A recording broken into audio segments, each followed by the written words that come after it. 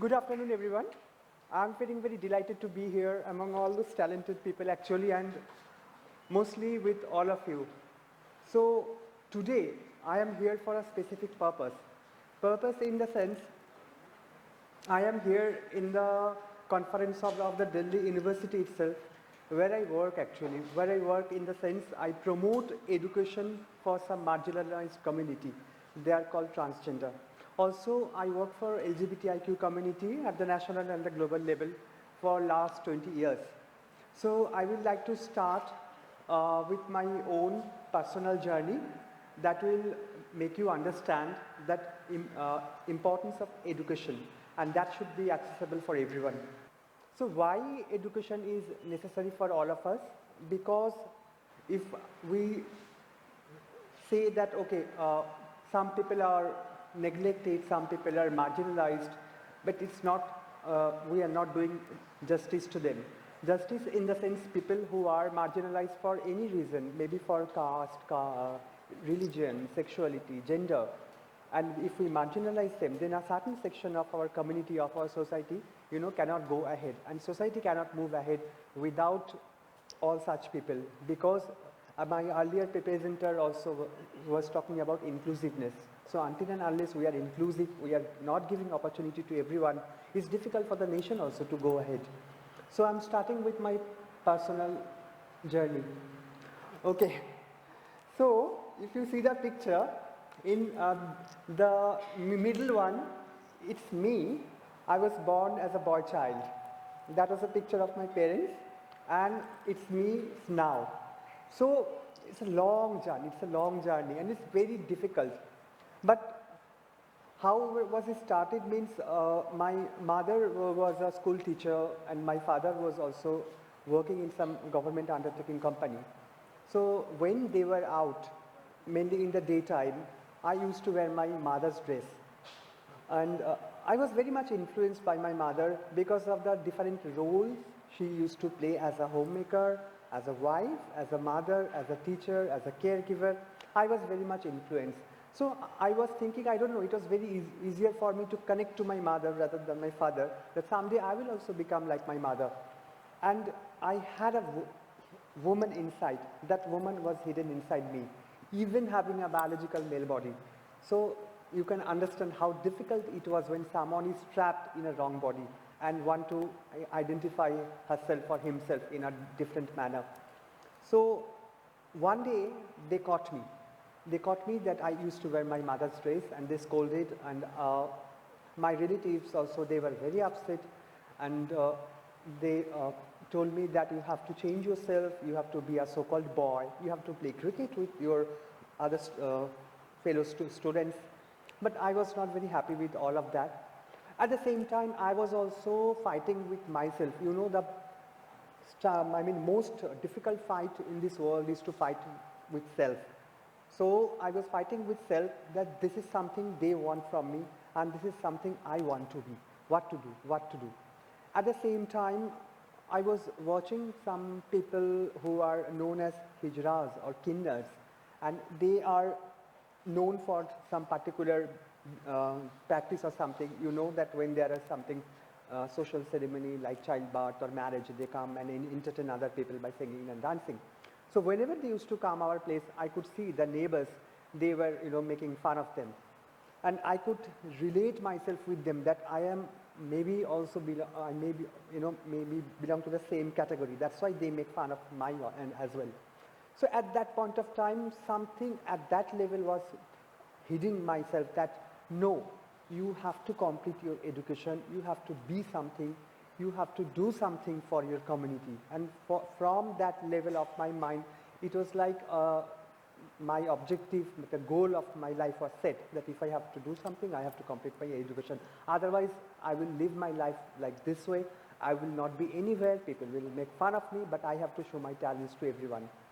So I completed my education. I completed my graduation that from Calcutta University is 1995.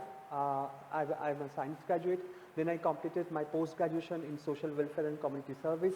I also did a diploma course in counseling.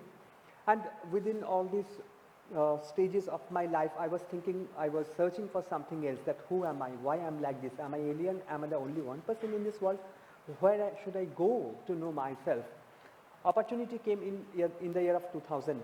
So I was associated with an NGO in Kolkata, and they sent me to a training that was given by NAS Foundation International, London. And that training was mostly on HIV/AIDS, but also they incorporated various issues of sexuality and gender. That actually opened my eyes. That actually opened my eyes in the sense that helped me to understand, no, I am not the only one person like this. There are so many people. They are not only doing work for themselves, for the community, but they are also serving for the outer world. And that opened my eyes, and then I started to work for certain NGOs, certain organizations on voluntary basis. And finally, in 2005, I joined SAATHII. So, yes. So the left picture is actually a community-based organization I started in Odisha with help of SAATHII, and you know they are all rural transgender women. And this is a picture of my friends and colleagues. This is a training picture that was taken in Kolkata. So community empowerment I got involved into from 2005, and I cannot forget those days when I started to go to Odisha from 2005, and I could see those trans women. They were actually begging in the train, they are doing sex work, they are into all other works. They knew about HIV/AIDS, but when I started to interact with them, they told me that we know about HIV/AIDS, we know about condom, but what you can do for me? Do you give me food? Do you give me respect? Do you give me education? Do you give me livelihood? That actually opened my mind. That actually took me in a different way. So with help of SAATHII, I designed a program for them that could address their non-formal education, their livelihood opportunities, their health-related issues and all. So that group is called Shanti Seva.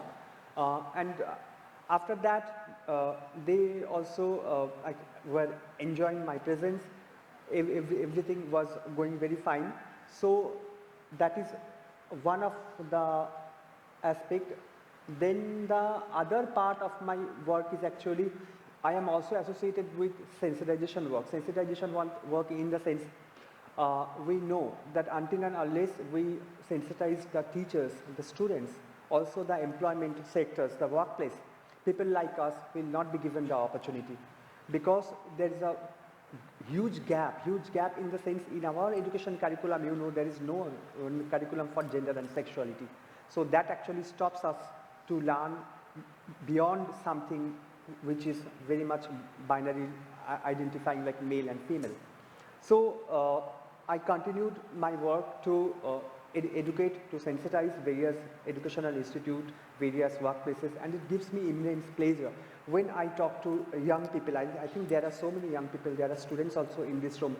So I can remember one session that I took in Vidya Niketan, and all the students, they were very young at age, and they told me that, ma'am, we don't know about you, we don't know about people like you. That's why that created so many misconceptions, and that actually lead us to some kind of, you know, mocking people like you, making fun of you. But now we can understand that you are also part of us. So like that. So until and unless you don't have information, you don't have education and awareness on people like us, definitely it's not also your fault. This is something like I would like to talk about that most of the time I also engage myself with advocacy work, training work, press meet to bring changes at the policy level. And during my entire career, I developed many programs in northern part of India, northeast part of India, eastern part of India to do something for the LGBTIQ people. And also I got associated with global level advocacy. The left picture is a global level guideline that I was engaged to develop, and you will be very surprised to know all the writers were transgender, all the writers were transgender, and they are from different parts of the globe. So they made this guideline at the global level. The right most picture is a group I created with the help of my other colleagues. This is called IRGT, International Reference Group of Trans Women and HIV. Currently we have 18 members all across the globe, and currently we are doing capacity building programs at different parts of the globe in Asia, Africa, and all other places to they develop the capacity of transgender organization. Talking about my hobbies, my likings, I learned Tagore's song, yes. So Tagore's mean Rabindranath Tagore. I got a diploma in first class also. So this is country's first transgender music album. It's called The Songs of Caravan. So you can see that there are 9 transgender women, and it's a pan-India music album. 9 transgender women from different parts of the country we sang actually, and it was launched in Delhi itself in 2014. Talking about my other interests, I made 2 movies also. They were also very much appreciated at various national and international level based on my concept. One more thing, at that point of time I was Amitabh. Amitabh is a male name. But at that point of time, when I designed these movies and conceptualized, I directed these movies with the help of SAATHII. So the left one is a story about some transgender character facing problems, struggles, and how she can overcome. At the right one also, it's a documentary that I interviewed almost 8 transgender and hijab activists from different parts of the country. Because I am educated. I cannot say that I am educated 100% because education is a continuous process. So you have to learn lifelong. It's a lifelong process. But at the same time, if I am standing here in front of you, that is because of education only. Because I could serve my community, I could do something for my community. And why for my community only? I am sensitizing with the help of my colleagues to other institutes, other organizations, so that you also can learn about the entire world. The entire world means people who are not so-called male and female, and there is a outer world. There is something beyond male or female definitions. So taking that link, I'm coming to the main topic. We have heard that gender, sexuality, transgender, lesbian, gay, bisexual. So those are all terms maybe you all are not very familiar with. So I'm starting with a very basic level. Don't think that I'm taking a class, just to give you some basic ideas. So sex is something very much with physical characteristics. So I'm making it more simple. How can you know when a child is born is a boy child or a girl child? Definitely through the vagina, definitely if the boy child has a penis. So internally and externally, that defines whether the child is a boy or a girl. And there is one category also, it's called intersex, when they are not falling into typical male-female category, and it's a variation of sex characters, like in terms of chromosome, in terms of sex hormones, in terms of gonad, in terms of genitalia. So if there is a permutation, combination, there's variation, and it's not fitting any kind of a male or female definition, then we can say this child is intersex child. Talking about transgender identity, transgender is an umbrella term actually, both used for male to female and female to male. So male to female means when a boy child is born and follow to gender norms of the opposite sex. That I'm giving my own example, that I was born as a boy child and I wanted to become a woman. So I'm a trans woman. So definitely there are other, when it's like a girl child born and they want to follow the gender norm of opposite sex. I mean, if they want to become male, then they are called transgender men. So transgender men, transgender women, they are both included in the larger transgender umbrella. And at the same point of time, I will also like to talk about the variety of sexual orientation. We have had people who are lesbian, who are gay. This is nothing but choice of attraction. Someone is attracted to boy, someone is attracted to girl. So if a man is attracted to another man, we call them gay. If a woman is attracted to another woman, we call them lesbian. If a person is attracted to both the sexes, to male and men and women both, then we call them bisexual. And we know heterosexual, they are typically attracted to a particular sex. So this is done. Now coming to the next point, why education is important. There are a couple of studies done by UNESCO, by Surabhi Shukla, by SAATHII, by ICJ, International Commission of Jurists. So it says it's evidence-based study actually I'm telling, when I'm talking about this UNESCO study made in Tamil Nadu. So the respondents who actually got interviewed, they found that 84% of the LGBTIQ students, they got bullied at their school level or college level at some point of time. And 1/5 of them told that it was mostly by their male teachers, and only 18% of them said that they reported the case. So this is the, and also most important part that, I mean, nature of bullying, nature of discrimination also varies from stages to stages. Like when a child is a primary level or at the middle school level, then being in the primary education, then the sexual harassment cases is most, whether when someone is in higher education or higher secondary education, then physical abuse, physical violence, they take place more. Now I'm coming to the story published by ICJ. They are actually showed the reasons actually, and you know these are very true, like when someone is wearing a boy's clothes or man's clothes, I mean something like very much defined by the educational institute that as a boy you have to wear this, as a girl you have to wear this, and if that is not fitting with someone's preferred gender identity, so definitely that is a problem. Another point is that in terms of identity documents, sometimes it doesn't match with our preferred gender, with our preferred name, so that has to be also looked out.